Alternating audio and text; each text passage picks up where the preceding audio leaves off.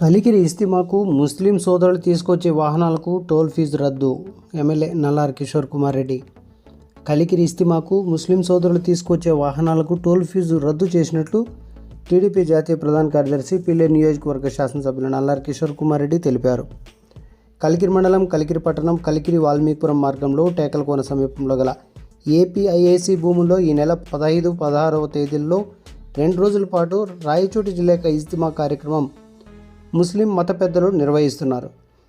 ఈ ధార్మిక కార్యక్రమానికి దాదాపు 1,00,000 మందికి పైగా ముస్లిం సోదరులు ఉమ్మడి చిత్తూరు జిల్లా, కడప జిల్లాల నుంచి వచ్చి ప్రార్థనలలో పాల్గొంటున్నారు.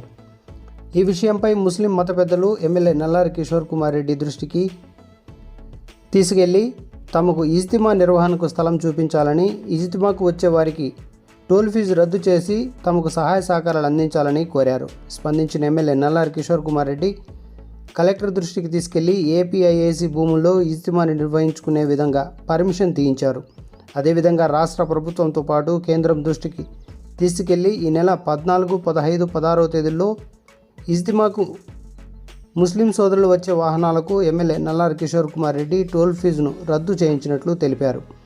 అదేవిధంగా కలికిరి, వాల్మీపురం మండలాల్లోని అధికారులతో ఇదివరకే సమీక్ష సమావేశం నిర్వహించి ఇజ్తిమా ప్రాంగణంలో చేపట్టాల్సిన జాగ్రత్త చర్యలు, సౌకర్యాలు, అదేవిధంగా మౌలిక సదుపాయాలు, వైద్యం తదితర విషయాలపై పలు సూచనలను, ఆదేశాలను జారీ చేశారు.